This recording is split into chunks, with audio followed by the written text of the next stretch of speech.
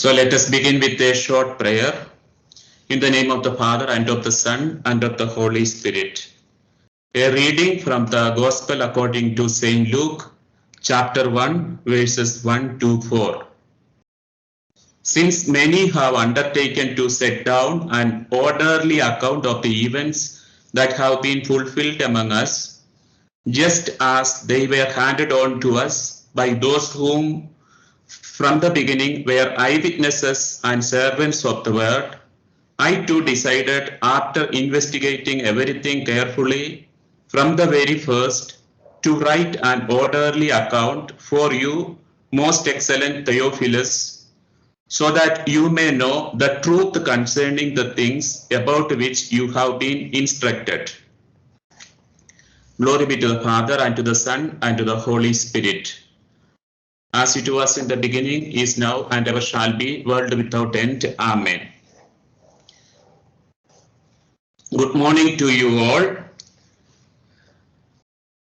Today we will be dealing with some formal aspects of the Gospel of Luke.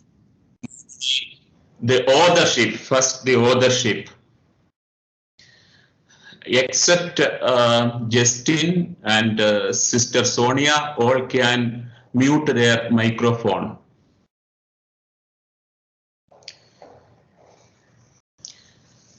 Let me see how many have joined. Now 54 students have joined. Today I will be taking attendance, and some are attending in groups. They have sent me email, so I know all of them. Okay.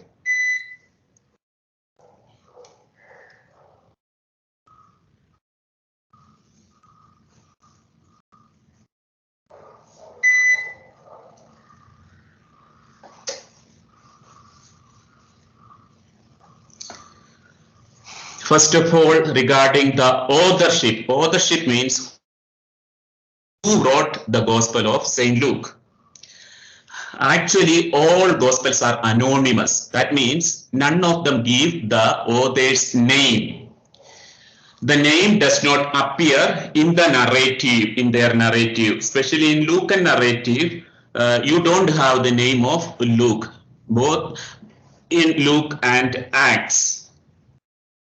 But the ecclesiastical tradition presents the author of these two-volume work as Luke. We have some information about him from ancient ecclesiastical traditions and ancient texts. His name appears in the New Testament, especially in Pauline letters, 3 times, and that we will see. He was a companion of Paul in his missionary journeys. Also, in the letters, he is called the beloved physician. So, we know him as a companion of Paul and a physician from the New Testament. From other ecclesiastical texts, we have some other information too. He might not have seen Jesus while he was alive on this earth. So he belongs to a third generation Christians. Originally he was from Antioch. Antioch, you know, is the capital of Syria. And Antioch was a cosmopolitan city. And he had probably became a Christian by encountering the first Christian disciples, namely Barnabas and Paul. And when there was a persecution, you know, the martyrdom of Stephen, the first martyr, when there was persecution in Jerusalem, the Christians, they spread to Samaria and Judea first. So they went to Antioch also. So there they had a Christian community of Gentile Christians, and Luke might have belonged to that Christian community. And he died at the age of 84, long after the martyrdom of Saint Paul, maybe 20 years later.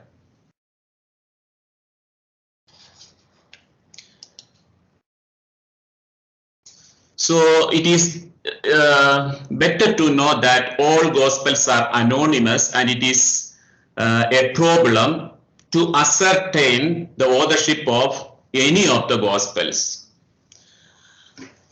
And the title Gospel according to Luke that appeared mid second century. For example, we have the papyrus Bodmer papyrus, and it has that title.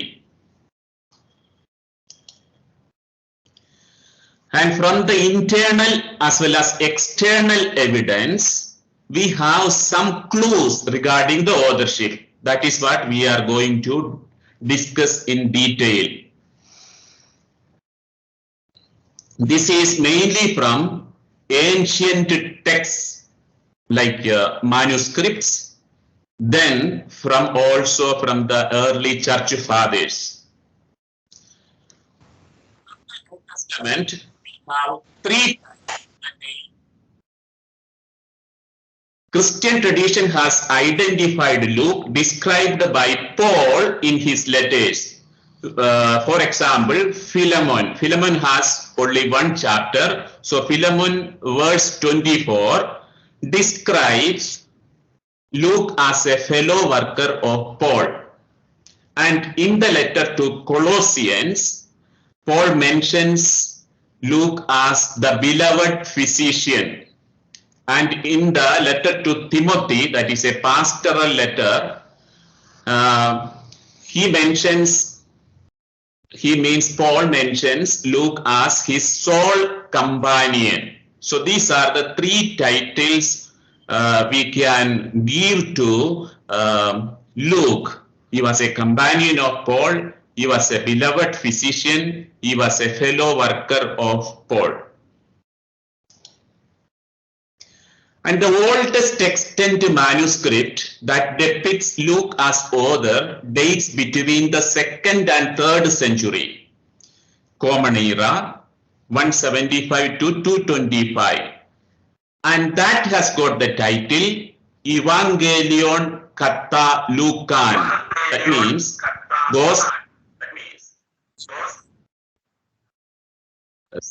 somebody has to switch off. I do not know who it is, but please switch off. If you are entering late, it is better to enter at 9 o'clock. If you are entering late, please switch off your microphone. So there are certain ancient manuscripts which mentions Luke as the author of Luke Acts, the 2-volume work. First, the Muratorian canon, that we will see what it says, Muratorian canon. Then second, Irenaeus, he is a 2nd century church father. Then Anti-Marcionite prologue. This is a prologue written for all the 3 synoptic gospels, of which the prologue of Luke alone survived. Then Tertullian, he is a church father from the 3rd century. Justin Martyr, he is an apologist from the 2nd century. Origen, he is a Bible scholar and church father from the 3rd century. Eusebius, he has written volumes on church history, ecclesiastical history. He is from 4th century. And Jerome, who is the author of Vulgate, who translated from Greek and Hebrew the entire Bible into Latin. So all these church fathers and some ancient manuscripts mention the name of Luke. And what do they have to say in those manuscripts, ancient manuscripts and early church fathers? What do they tell about Luke? Luke was the author of the 3rd gospel, And some of them mention also Luke was the author of Luke and Acts. I told you yesterday the term Luke Acts was coined by H.J. Cadbury in 1926. That is last century. He was a Syrian of Antioch. Luke was a Syrian of Antioch. The material of the gospel he wrote is drawn from the preaching of Paul. You know, Mark's gospel collected materials from the preaching of Peter. The gospel of Luke was written in Greece, in Achaia. I have given also Rome because some commentaries mention the name Rome. But most of the scholars believe it is written in Greece. Luke, who was unmarried, died at the age of 84 in Thebes. So these details we have from the ancient texts and ancient church fathers. Now we will see one by one. First, the anti-Marcionite prologue to Luke. What does it say? You have in the second paragraph there, you will see it has a mention about Luke. Luke, an Antiochian physician who was also a companion of Paul and of other disciples. That other disciples may mean those who were in Rome, like Silas, Timothy, Barnabas, Peter, wrote a gospel after Matthew and Mark had already written theirs in the Grecian province of Achaia for Gentile converts. So this is what the anti-Marcionite prologue to Luke says. Now, Muratorian fragment. This is from the Ambrosian Library in Milan. A professor named Muratori found a fragment, an ancient fragment dated 180 AD. In that fragment, it is stated, the third gospel according to Luke, after the ascension of Christ, Luke, whom Paul had taken with him as an expert in the way, wrote under his own name and according to his own understanding. He had not, of course, seen the Lord in the flesh, and therefore he begins to tell the story from the birth of John onwards, insofar as it was accessible to him.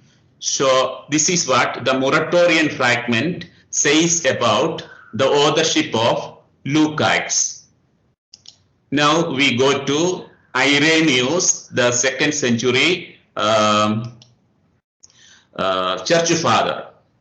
He mentions about Luke from Acts of the Apostles, from the sections called V sections or V passages. What are those V passages?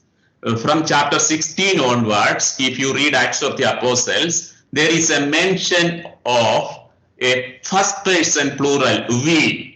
That means the author is involved in the missionary journeys of Paul. That is the meaning. So those V sections, referring to those V sections, Irenaeus says Luke is the author of Luke Acts. And what is his statement? I have just abbreviated his statements on Luke. Luke too, the companion of Paul, set forth in a book of gospel as preached by him means Paul, that Luke was inseparable from Paul and was his collaborator in preaching the gospel. Here, in the Acts of the Apostles, for example, chapter 16, verse 8, we came to Troas. That means Paul and Luke came to Troas. We set sail from Troas. We spoke to the women. We sailed from Philippi. All these we passages, we sections, include both Paul and Luke. So according to Irenaeus, the church father, Luke was inseparable from Paul, a constant companion of Paul in his missionary journeys, and he is likely the author of the 2-volume work, Luke Acts.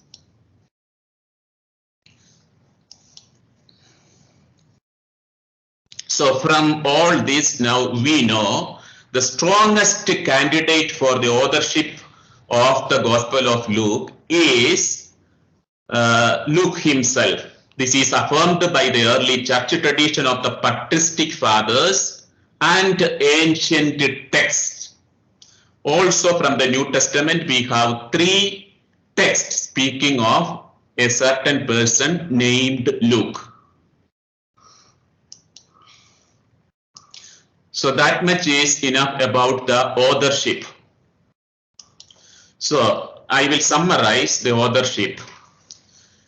From the ancient church fathers, that is patristic fathers, as well as the ancient text, we come to the conclusion, Luke, the beloved physician, a companion of Paul, has written the 2-volume work, Luke Acts.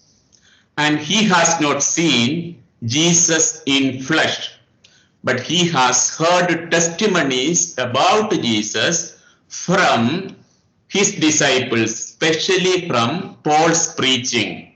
And this Luke, who we consider as the author of Luke Acts, originates from Antioch, that is the capital of Syria, and he was very well educated.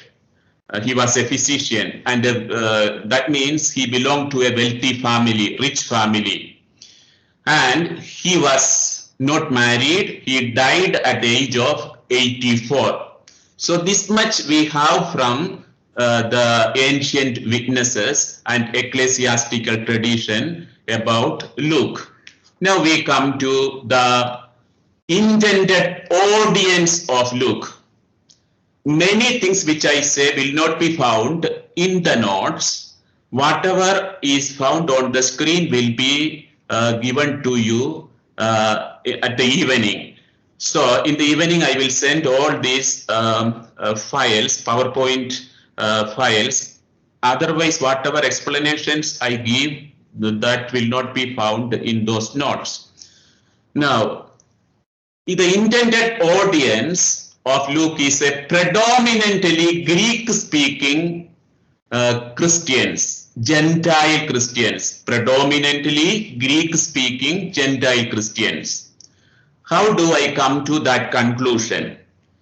Because Luke has named a recipient in his prologue to Luke's Gospel, that is third Gospel, as well as in the Acts of the Apostles. The prologue gives the name Theophilus. That name means a lover of God, a friend of God. But that name itself is a Greek name, and that Greek name has an adjective, most excellent. Most excellent, that is used for high-ranking officials in the Roman Empire. So he belongs to, Theophilus belongs to a high-rank officials of Roman government, and he is a neophyte or a new Christian, a Gentile convert to Christianity.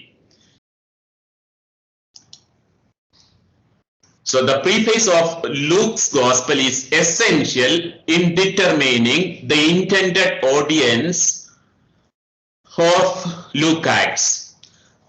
In the prologue to Luke, and also you will find in the prologue to Acts the name Theophilus mentioned. And I said there is an adjective used for him, most excellent, kraktiste, that is a Greek word. This is generally, this adjective is applied only to officials or to members of aristocracy. That is why in some commentaries you will find Theophilus belonged to was a Roman official. He belonged to the Roman government.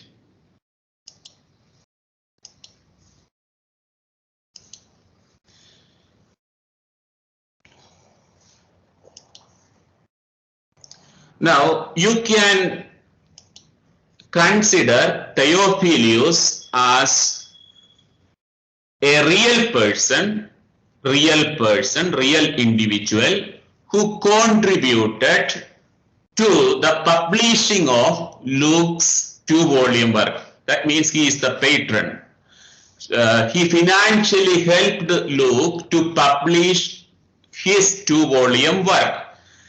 In that way, you can see him as an individual, real Christian convert from Gentiles. So that is the first way of seeing Theophilus. Otherwise, you can consider him as a representative figure.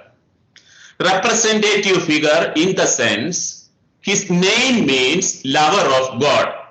All those who love Christian faith and Jesus, this is written to all those who love Jesus. So that in that way he is a representative figure. So these are the two ways in which we can interpret the recipients. First, he is a real person who helped financially the publishing of the books of Luke and Acts. Then, secondly, he can be considered as a representative figure of all those Gentile converts who are lovers of God. That includes you and me.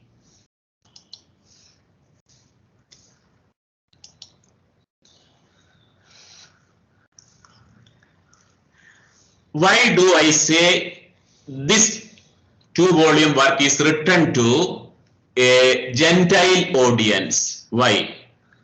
First of all, we have seen he is a Gentile author. Luke is a Gentile author, and among the authors of the Gospels or New Testament authors, he is the only Gentile convert to Christianity.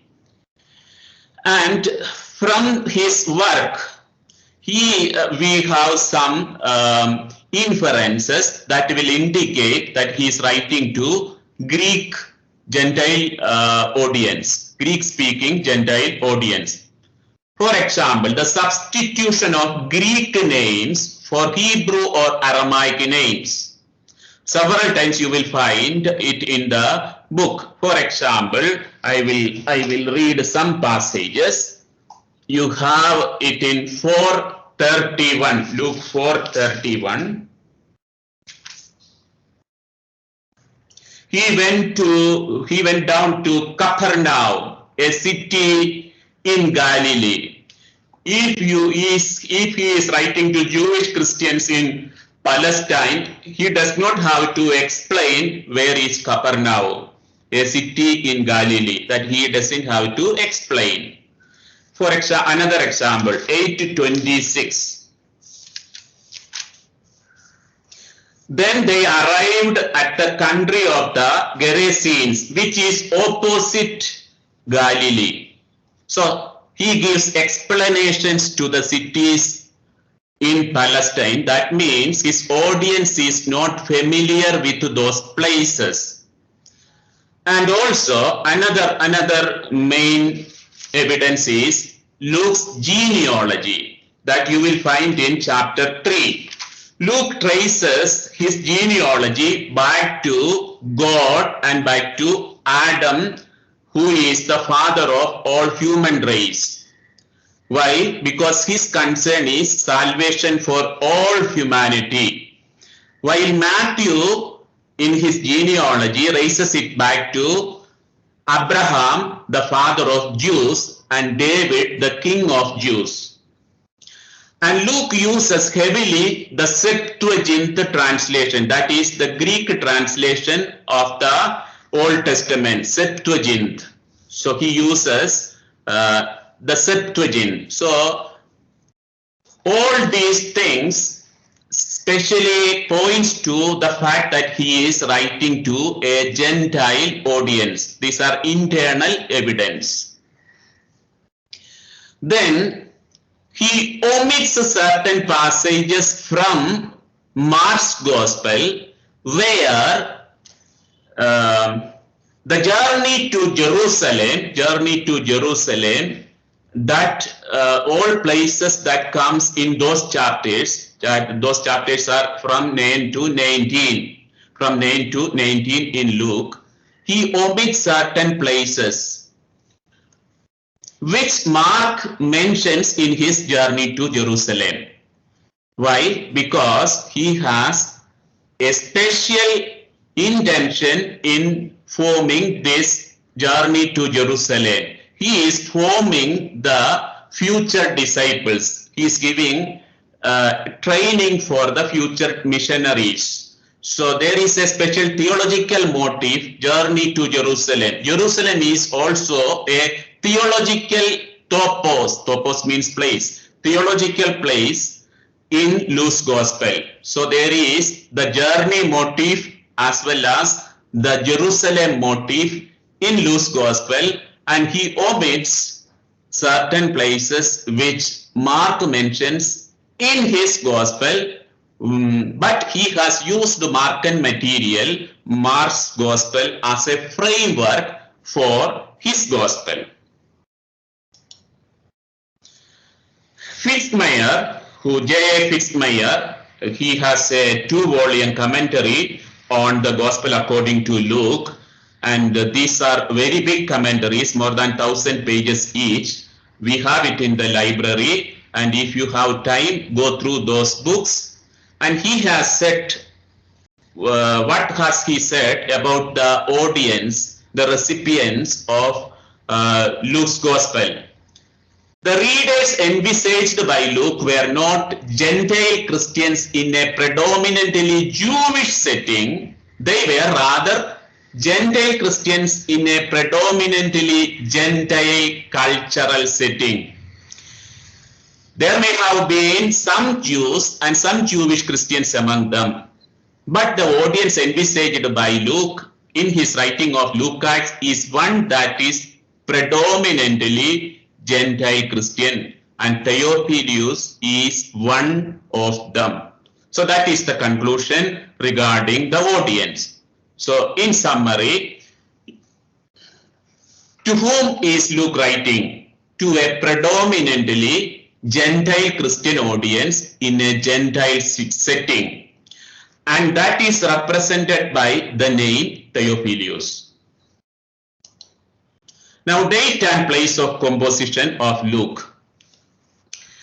These are approximate dates. Whenever we speak about the dating of a book in the New Testament or in the Old Testament, first thing you have to consider, these are ancient texts and nobody knows when exactly it is written unless it is mentioned.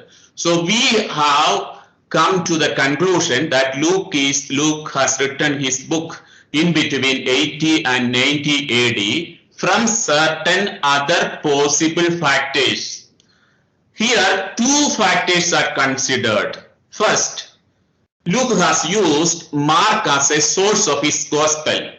That means Luke's Gospel as well as Acts of the Apostles are written after Mark's Gospel was written. Mark's Gospel, when was it written?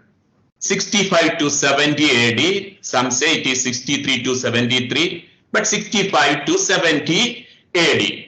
That is one consideration. Another consideration is the destruction of Jerusalem by Romans that happened in 70 AD.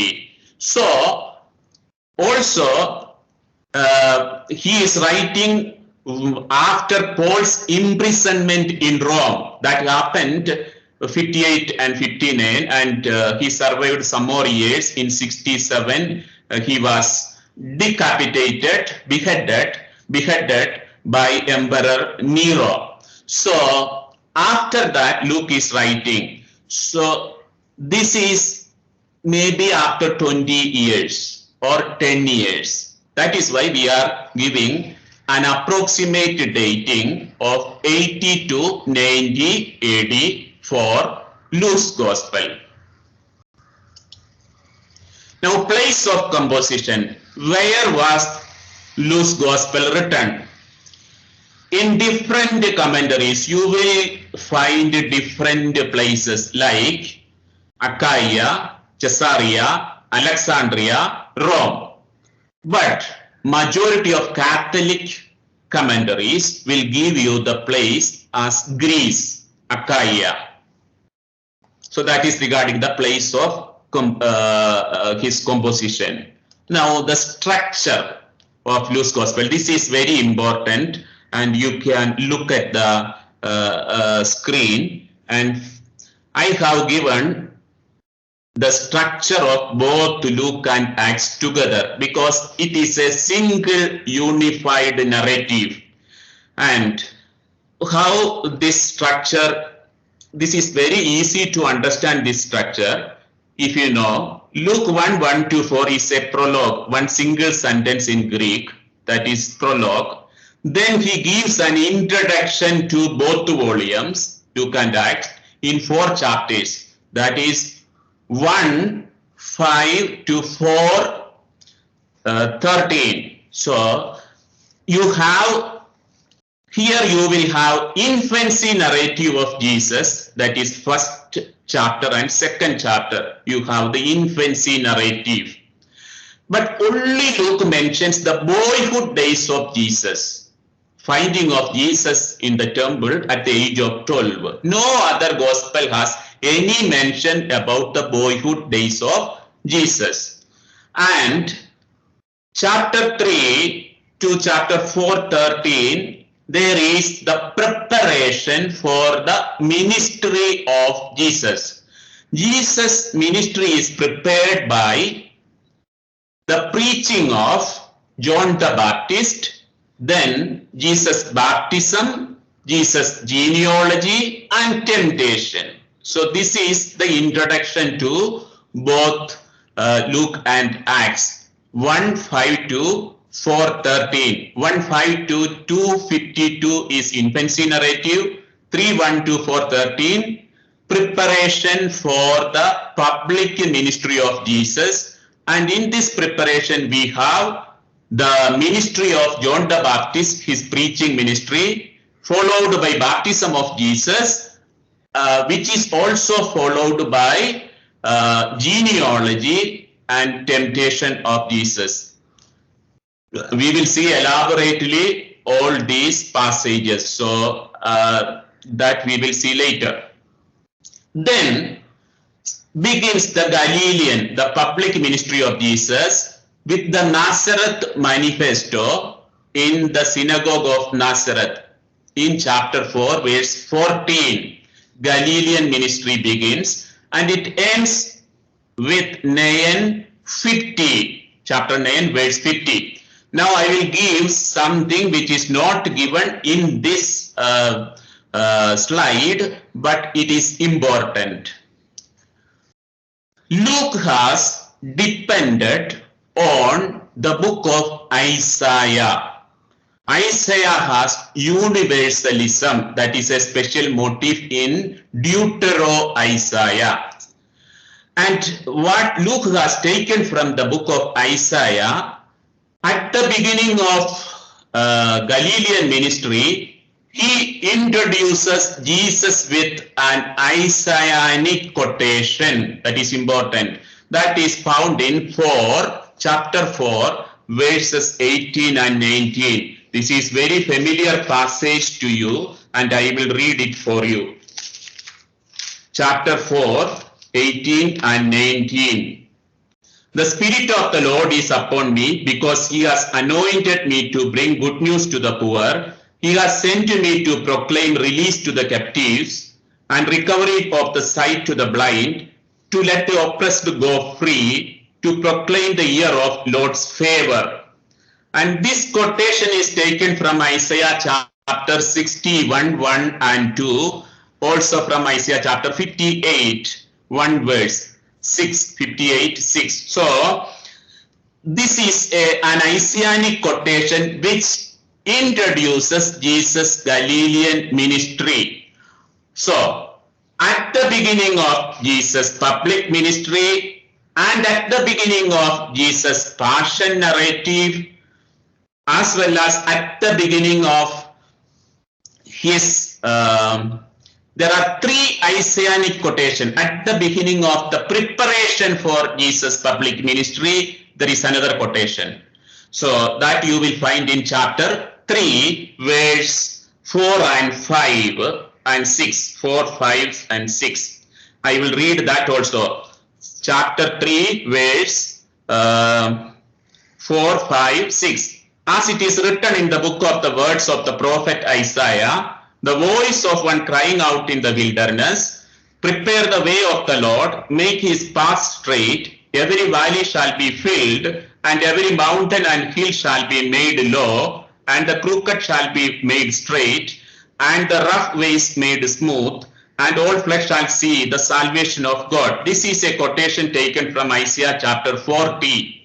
Isaiah chapter 40, 3 to 6, you will find this quotation.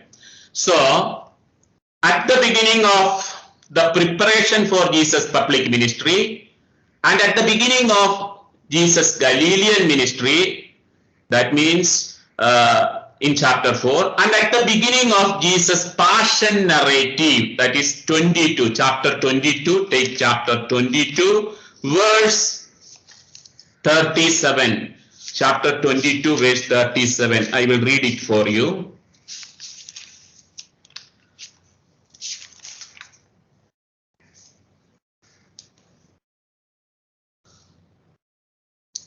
For I tell you, this scripture must be fulfilled in me, and he was counted among the lawless. This is from Isaiah chapter 53, verse 12. Isaiah chapter 53, verse 12.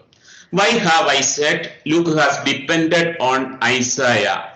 It is to give an orientation to the reader, as to how to read the following passage. First, John's ministry and Jesus' preparation for his public ministry. You have to read it in the light of the quotation given from Isaiah chapter 40, that all flesh shall see the salvation of God. That means Jesus is coming as the savior of all people. Then at the beginning of public ministry of Jesus, he is proclaiming the Jubilee year. He is quoting from a Jubilee text, Isaiah chapter 61, and he is proclaiming a liberation, a prophetic sentence which will be oracle, which will be fulfilled in himself. And what follows has to be read in the light of that quotation. So the whole program, the entire program of Jesus' ministry is given in that quotation. He will liberate all the oppressed. He will give sight to the blind. He will proclaim the year of God's favor, and that is what happening in the gospel passage following from chapter 4. And in chapter 22, at the beginning of passion and resurrection narrative, he has given another Isaianic quotation, that is from chapter Isaiah chapter 53 verse 12. He is counted among the lawless. And we know how he dies. He dies among criminals. On both sides, there are criminals. What is the symbolism there? The sinful humanity, Jesus saves in solidarity with the sinners. He is with them, but he is not a sinner. So, in solidarity with them, he is saving them. That is why he has lived a life of friendship with sinners and tax collectors, that Luke has explained. Also, Luke gives another important orientation to the reader by saying two Son of Man sayings. Luke has only two Son of Man sayings, and these two are orientation to the reader. So now I have given three Isaianic quotations which are given at the beginning of the ministry, at the beginning of the public ministry, at the beginning of the Passion and Resurrection narrative. Now I am going to give another orientation to the readers given by Luke himself in his Gospel. These are found in chapter 7, first Son of Man saying, that is found in chapter 7. You can take your Bible and open it to chapter 7. In chapter 7, verse 34, this is not given in these slides, but I have always some other explanations which are not found in your notes, and I will be checking it in the surprise text which I will give you someday. So these are very important orientations to the reader. Here in chapter 7:34, if you have taken it, I am going to read it. The Son of Man has come eating and drinking, and you say, look, a glutton and a drunkard, a friend of tax collectors and sinners. Nevertheless, wisdom is vindicated by all her children. So, how did the Son of Man came? How did the Son of Man came? The Son of Man came eating and drinking. And you say, look, a glutton and a drunkard, a friend of tax collectors and sinners. So how did Jesus come? How was his ministry? So this is very important. Now, Pope Francis has also mentioned we have to go to the peripheries, we have to have the smell of the sheep, all those things. So this is essentially coming from the Gospel of Luke. So this also gives an orientation to the reader. Why Jesus has come as a friend of tax collectors and sinners. Now, why did he come like that? His answer is given in chapter 19, verse 10. The Son of Man has come to seek and save the lost. Chapter 19, verse 10. The Son of Man has come to seek and save the lost. So this is another orientation given to the order in order to read both Luke and Acts. So he is saving through table fellowship, through his miracle ministry of liberation, of the proclamation of the kingdom of God. He is doing his ministry through all this. So we have 3 Isaianic quotations and 2 Son of Man sayings which give orientation to the reader. This much is clear, I hope. That must be very clear. And then after the Galilean ministry in 951, now you take Luke's Gospel, and this 951 is another important keywords in Luke. Luke has certain keywords which I will give when in few minutes I will give some other keywords also. So this is another keywords, Luke 9:51. When the days drew near for him to be taken up, that word is important, he set his face to go to Jerusalem. He turned his face towards Jerusalem. I said Jerusalem is a theological topos in Luke's Gospel, and from 9:51 onwards, Jesus turns his face towards Jerusalem. He has decided to go to Jerusalem. It is no one else compelling Jesus to go to Jerusalem and save whole humanity. So whatever happens in Jerusalem, Jesus is ready to face.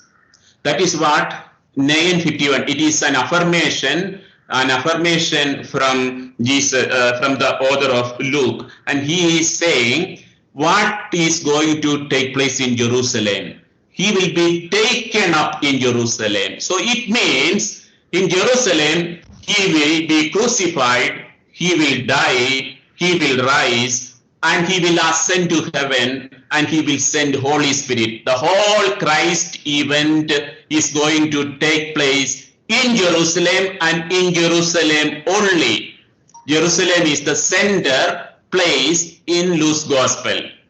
So that is 9:51. And in 19, chapter 19, in Luke's Gospel, Jesus arrives in Jerusalem. From there, he spends his time in Jerusalem until his ascension. He is in Jerusalem. So from Galilee, he passes through two places, Samaria and Judea. Samaria and Judea. And you know, Samaria, the place is mentioned only by Luke and John. You will find Samaria not in Matthew and Mark. It is mentioned only in Luke and John's Gospel. And when he reaches Jerusalem, the whole Christ event takes place there in Jerusalem, and you will find the culmination of Jesus' earthly life in the ascension of Jesus. And ascension, that narrative links both Luke and Acts. That is why I have given D and D dash. You have ascension narrative as a link between these two volumes. Luke ends with ascension and Acts begins with ascension narrative. Then the ministry of the early church begins in Jerusalem, and the first 8 chapters of Acts of the Apostles are taking place in Jerusalem, where the chief protagonists are John and Peter. John and Peter. Then there is a persecution in Jerusalem, and the church spreads to Judea and Samaria. Judea and Samaria. If you read Acts chapter 8 verse 1, you will find these two names mentioned, Judea and Samaria. Acts chapter 8 verse 1b. I will read it for you.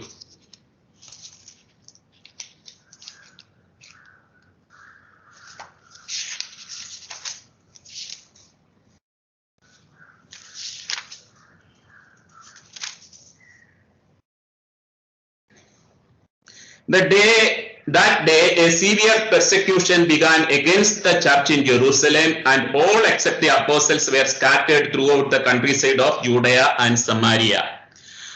And when we reach chapter 11, there is another persecution, and then the church is spread to the ends of the earth. You have the 3 missionary journeys of Paul described there. In the second part of the Acts of the Apostles, the main protagonist is Paul. So now if you see that structure in your mobile or the devices which you hold, you will see a chiastic structure, an inverse order of events. And what is the basis of this inverse order? This is one verse, one key verse from Acts of the Apostles, Acts 1:8. Acts 1:8. I will read it for you, then you will understand the whole structure easily. Acts 1:8.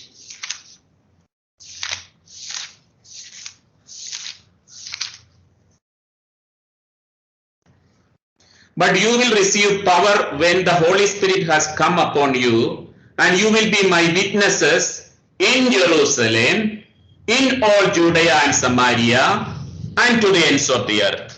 So the Acts of the Apostles is structured on that verse, that is a structural component found in Acts.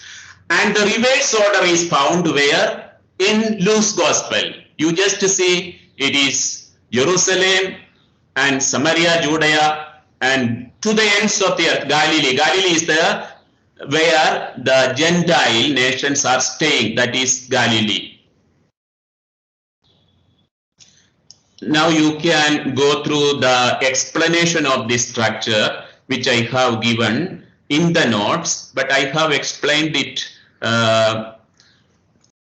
sufficiently. So I will come to Markan structure and its relevance for this gospel.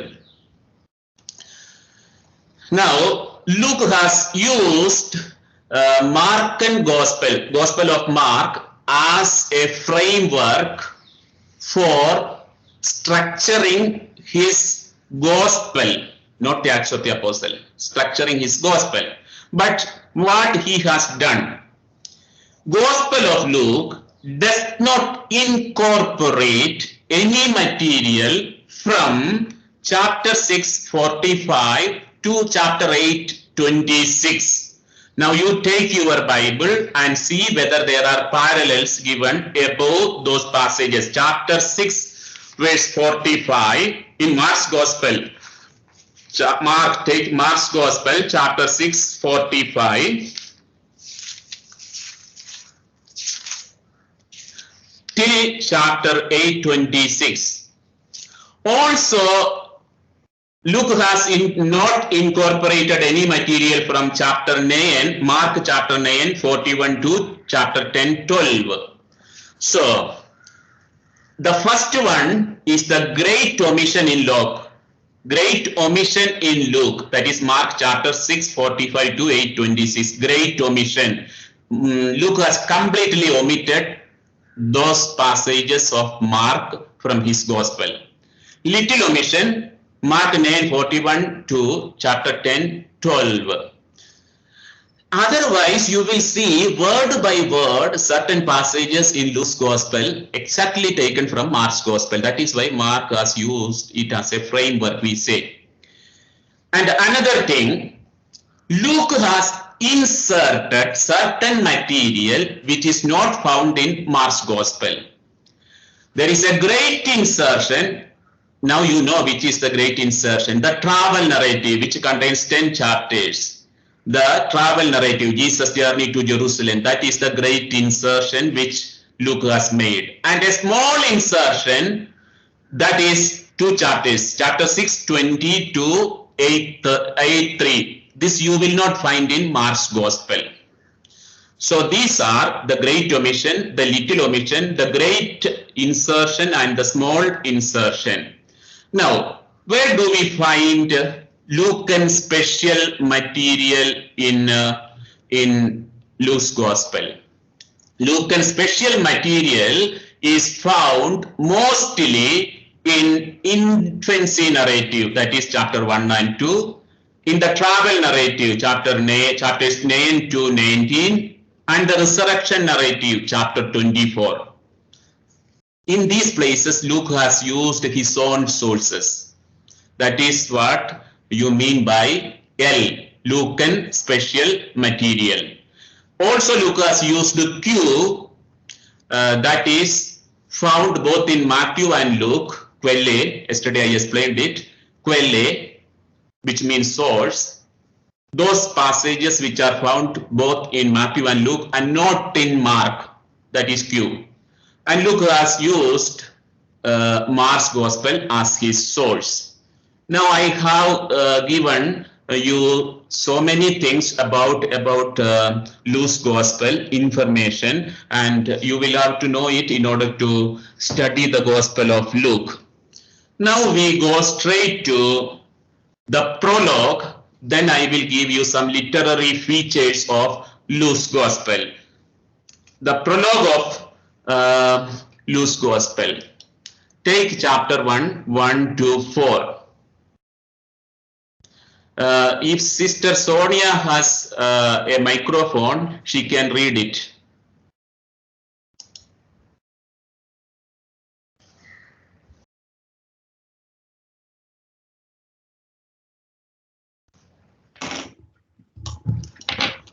Father, I'm just taking it. Once again, can you repeat?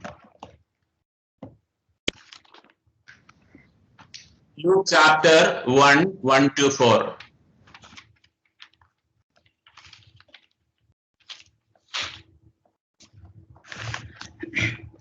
Since many have undertaken to set down an orderly account of the events that have been fulfilled among us, just as they were handed on to us by those who from the beginning were eyewitnesses and servants of the word, I too decided, after investigating everything carefully from the very first, to write an orderly account for you, most excellent Theophilus, so that you may know the truth concerning the things about which you have been instructed. Okay. Now, this prologue is called in Greek a period. Period means a conditional sentence, a single sentence which has apodosis and protasis. I will explain it because you may not know these words. These words may be unfamiliar to you. So the basic outline I have given here in the screen. So what has happened before Luke has written his work? There were earlier accounts existing, and there were eyewitnesses, and there were ministers of the word whom he has interviewed. So what is the precedent? Then what is Luke's contribution? That is verse 3 and 4. Luke describes his work. How has he compiled his work? Second, what is the purpose of his work? What is the theological intention of his work? These are the things mentioned in that single sentence. Now, among the four Gospels, only Luke begins with such a prologue. All other Gospels, for example, Matthew, he begins with a genealogy because he is writing to Jewish Christians. For them, genealogies are very important. Mark, he writes to Roman Gentile Christians, and they, for example, they were undergoing persecution, and he is presenting Jesus, Son of God and Messiah. That is the first sentence. The gospel of, the origin of the gospel of Jesus Christ, Son of God. Jesus is the name. Christ and Son of God are both titles, two titles of Jesus. Christ means anointed one, king.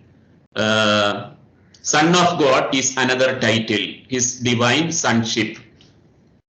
And John has a prologue which describes the incarnational theology of John. That means the divine logos becoming flesh. And that prologue has all the themes which he is going to narrate in his gospel. So Luke's prologue forms a single sentence in Greek which is called period, which is a conditional sentence and which has parallelism. But this prologue has another importance because this is written with certain classic Greek words. Otherwise, you know, the Greek New Testament is written in Koine Greek. But this particular passage has got some words which is in Greek terminology you call hapax legomenen. Hapax legomenen means once only it appear in the entire New Testament. So certain words are there which appear only once in the New Testament. In this one sentence, I have given, for instance, the very first word epeideper, in as much as, is found only here in the entire Greek Bible. Words such as anataxastai, to compose, to compile, and diegesis, orderly account, narrative account. These Greek words are found only here in the New Testament, and it is said this is the best stylized Greek in the entire New Testament. One sentence, if you choose, the best sentence will be this. Likewise, in the Hebrews, letter to the Hebrews, you have first few verses. Those are also exactly finest Greek you will find in the letter to Hebrews also.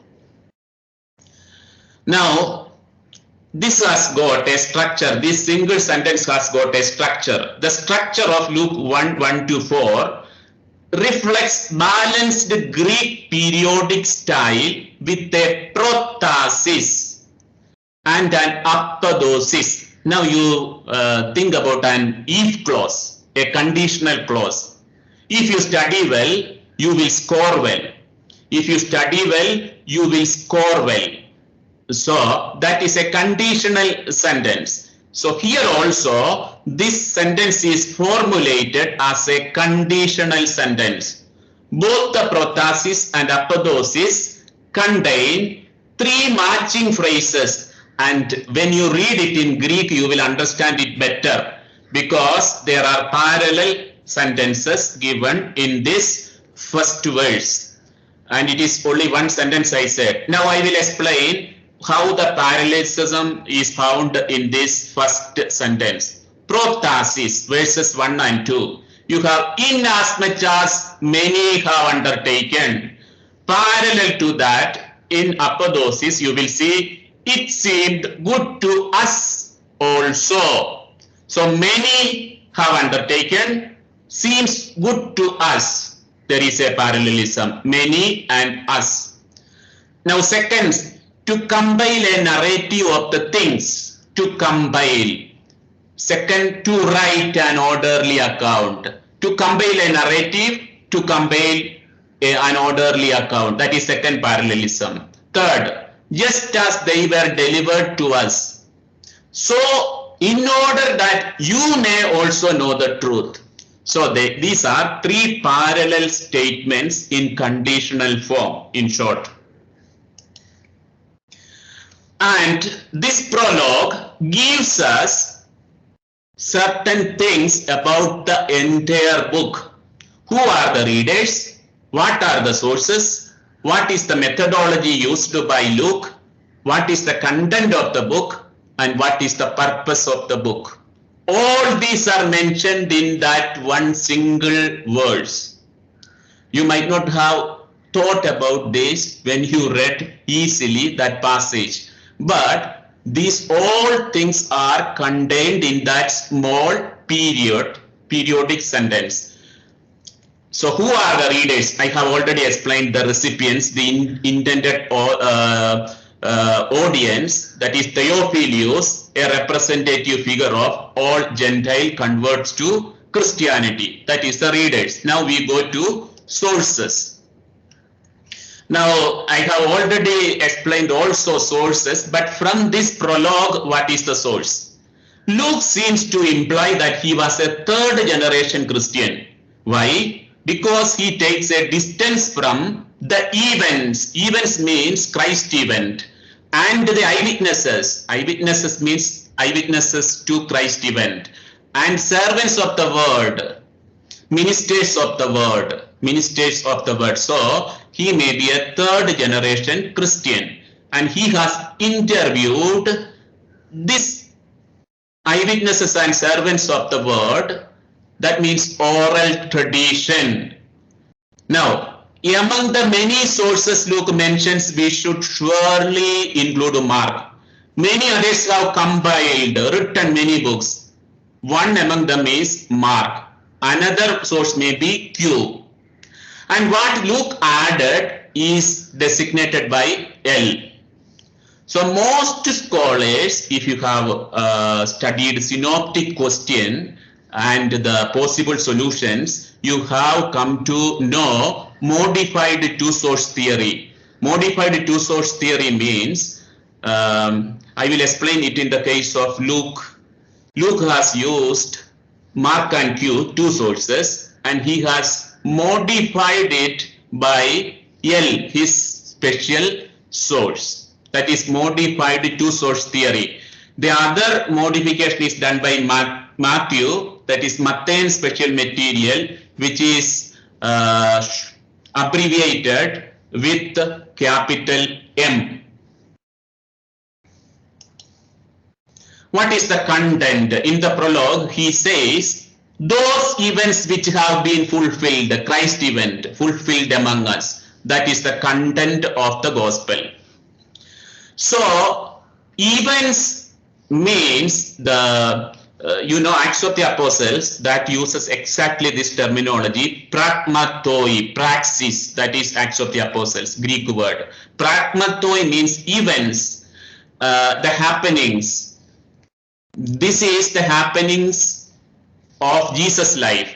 So it is a confessional history. What is the difference between critical history and confessional history? Confessional history, for example, Jesus is Lord.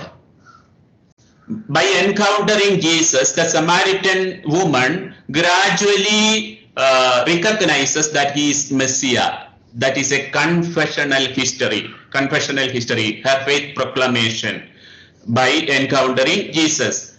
And it is not critical history. So it should be, so what went on in what took place, that is confessional history. Confessional history. Gospels are confessional histories. That means Gospels contain faith proclamations about Jesus event. Faith proclamations about Jesus. That is what we say kerygma, kerygma, faith proclamations about Jesus.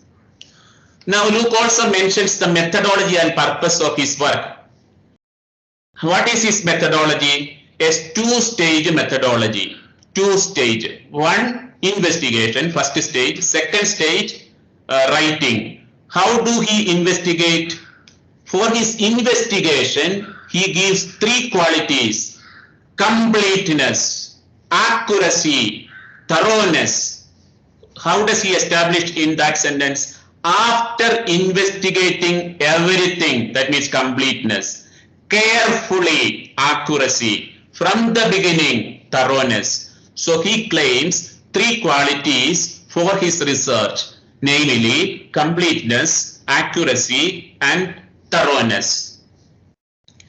And for his writing, that is second stage, he gives another adjective, that is orderly account. That order is not chronological order, but a theological order. That is also not given in the notes. So the order is not chronological order, but a theological order. Why? Because he has in his mind a theological purpose, specific theological purpose. And what is that purpose? The purpose of the composition is to provide certainty, assurance to the instruction Theophilus had already received. Theophilus has already received. Luke certainly had more than one person in view in writing his book. He wanted believers to strengthen their faith by having recourse to his composition. So I have explained and given an exegesis of first four verses. These first four verses contain mainly the readers, for example, and sources, methodology of writing, content of writing, purpose of writing. Also, this is the best stylized Greek sentence in the entire New Testament. Why? Because it is a conditional sentence and there are three matching phrases given in parallel. I hope you have understood this. Now we go to some literary features of the Gospel of Luke after seeing the prologue. Literary features of the Gospel of Luke.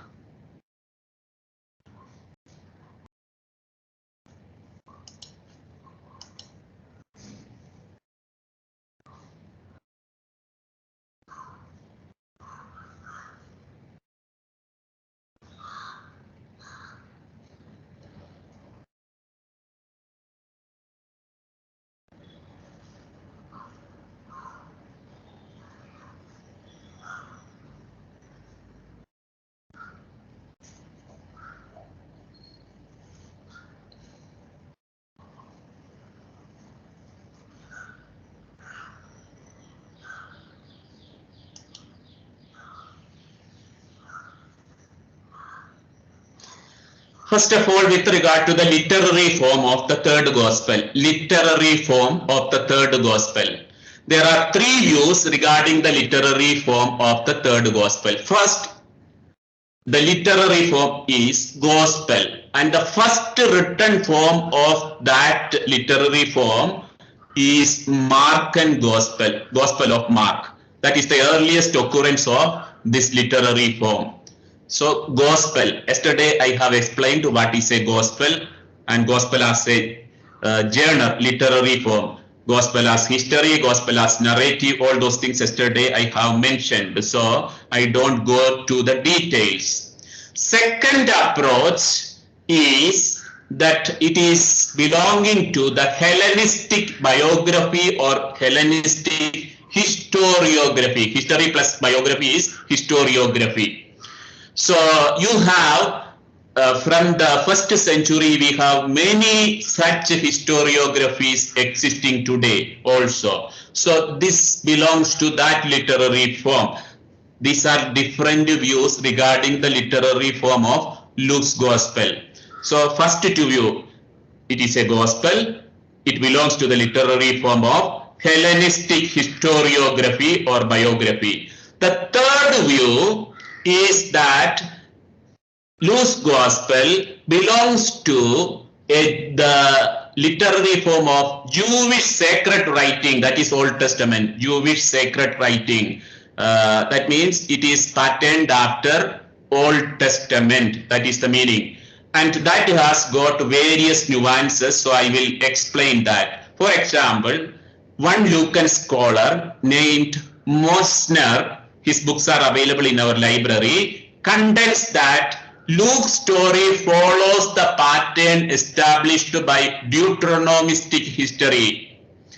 Deuteronomistic history means from Deuteronomy till 2 Kings, those books are Deuteronomistic history books. So you will have a course on Deuteronomistic history, so I won't explain now, but this is patterned after Deuteronomistic history. That is one explanation. Second, I have given two names. William Coors, his books are also available in our library. M. Klein, they have proposed the book of Exodus as a model for Luke's Gospel. Why? There is the journey through the desert and entering to the Canaan. All those are mentioned there. So Exodus motif. And Jesus is leading a new Exodus. That is seen only in Luke's Gospel. In the Transfiguration narrative, Elijah and Moses were speaking with Jesus about the Exodus that is to take place in Jerusalem. That is mentioned only in Luke's Gospel. Other Transfiguration narrative do not mention the content of the conversation of Elijah, Moses and Jesus. So he is the new Moses and there is a new Exodus. Then there is another view. This is patterned after Elijah-Elisha cycle, that is Old Testament, Elijah-Elisha cycle. Why? Because several times you will see in the Gospel passages related to Elijah-Elisha narratives. So the best way to understand this literary form is it is an interplay of literary forms that Luke has used. It is gospel as well as it is historiography as well as it is it's patterned after Old Testament books. That is the best way to understand the literary form of and now as a believer we have to understand this is as a literary critic. I have explained this, but as a believer it is a gospel. It is a gospel, there is no doubt. Second, this gospel has got many chronological indications. That means chronological indication means historical basis. And in the first 3 chapters, you have several instances of chronological indications. I will give you some examples. Chapter 1, verse 5 onwards, you will see many indications of chronology. Chapter verse 1-5. In the days of King Herod of Judea, there was a priest named Zechariah. So there is the mention of the reign of King Herod. Now verse 24, chapter 1, 24. There is also mention of some dating there. After those days, his wife Elizabeth conceived, and for 5 months she remained in seclusion. Then 26, in the 6th month, there is also a mention of timing. Then chapter 2, verse 1 and 2. In those days, a decree went out from Emperor Augustus that all the world should be registered. This was the first registration and was taken while Quirinius was governor of Syria. So all those historical facts are mentioned. Now, chapter 3, verse 1. In the 15th year of the reign of Emperor Tiberius, when Pontius Pilate was governor of Judea and Herod was ruler of Galilee. All these are indications of chronological aspects given in this gospel. That means it has a historical value. This book. Also, John's gospel is highly historical. Though it is considered as more theological, it is also highly historically based. After the excavations in Palestine, many of the things which are mentioned in the first 7 signs are excavated in Palestine. If you go to Palestine, you will see the historical basis of John's narration. Luke has another specific literary feature, namely repetition. Repetition is used to show emphasis, special emphasis. I will give only one example. The other examples you can read on your own.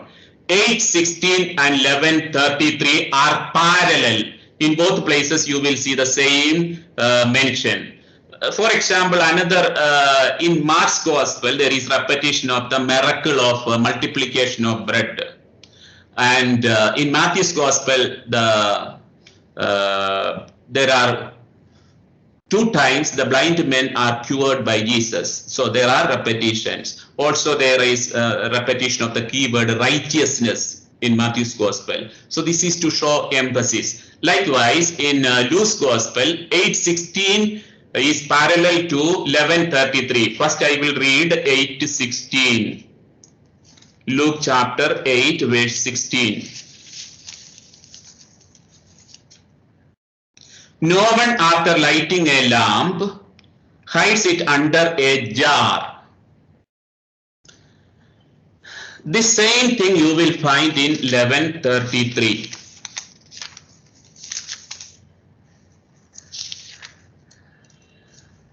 No one, after lighting a lamp, puts it in a cellar. So there is parallelism. There are several examples which I have given in here, so you can go through that. But now what I mention is a specific feature, literary feature of Luke only.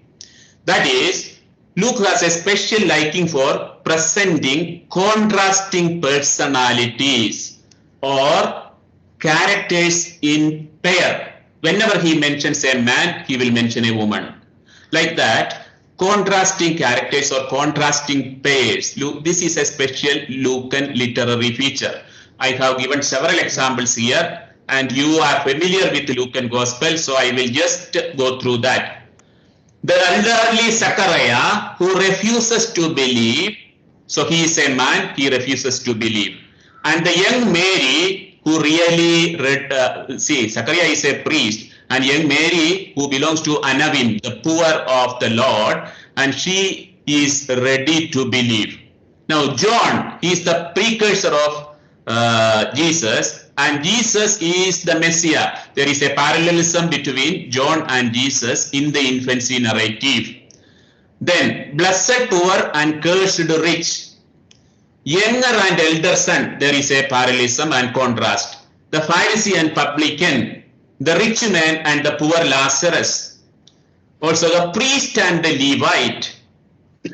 On the one hand, these are religious authorities. The other hand, their enemy, the Samaritan, the good Samaritan. So there is a contrast. And Martha, who is busy in serving Jesus, and Mary, who sits at the Lord's feast. That means she is a disciple. The rich ruler who rejects Jesus' invitation to discipleship, and the rich Zacchaeus, who volunteers to be a disciple, and Peter and Judas. Peter, who repents of his crime, and Judas, who despairs. Then there is the repentant thief and the arrogant one at the end. So these contrasting personalities or contrasting pairs is a special literary feature of Lucan Gospel. I think now it is time 10:20. Now if you have questions on today's class lessons, you can ask me. Now I have to take your attendance. I just see how many are present.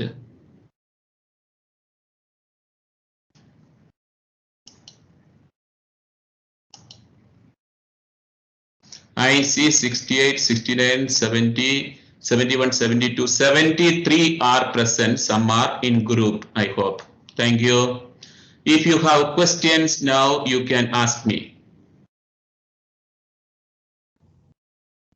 You can unmute your microphone now and ask questions, those who want to ask questions regarding today's class. Father, can you hear me, Yes, Father? who is calling me? This is Yes. Teslin, Father. Father, I would like to know, what do you mean by this word period? The first sentence is a period, that prologue. You mentioned that it is a period. Okay. A period is a literary term used in Greek, like we have several grammatical terms in English. A period in Greek is different. Period means a single sentence in conditional form with parallel matching phrases. That is a period in Greek. So it is a grammatical term in Greek. Thank you, Father. Thank you. Father, are you suggesting a particular Any other question? verse?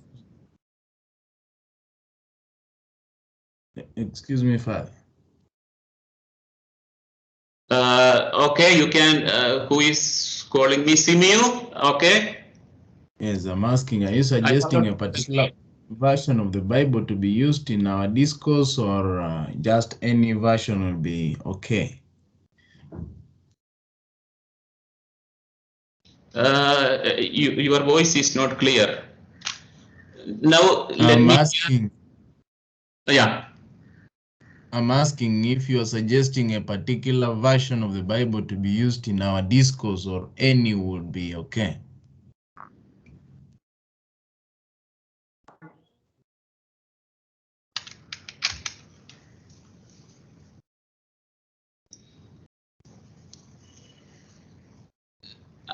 Can you type it? I have not heard your question. That is why. Or somebody else who has heard it well can repeat. Father, he is asking whether we need to use a particular version of Bible, whether it is this one, Okay. New American Bible, or... Yeah. Now I understood. So, for me, the best Bible is original Greek and original Hebrew Bible. Now I know you are unable to read both these, but best translations in English, New American Bible is one good Bible, New American Bible.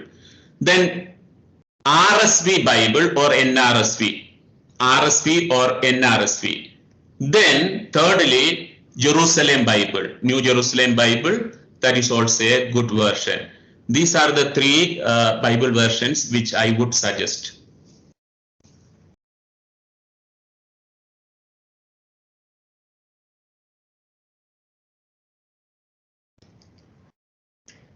Anyone else?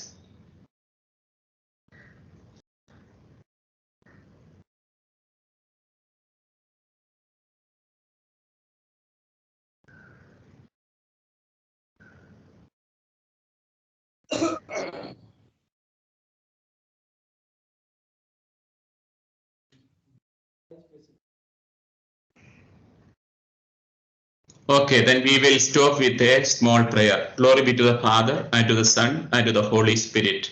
as it was in the beginning, is now, and ever shall be, world without end. Amen. Thank you. Thank you, Father. Thank you.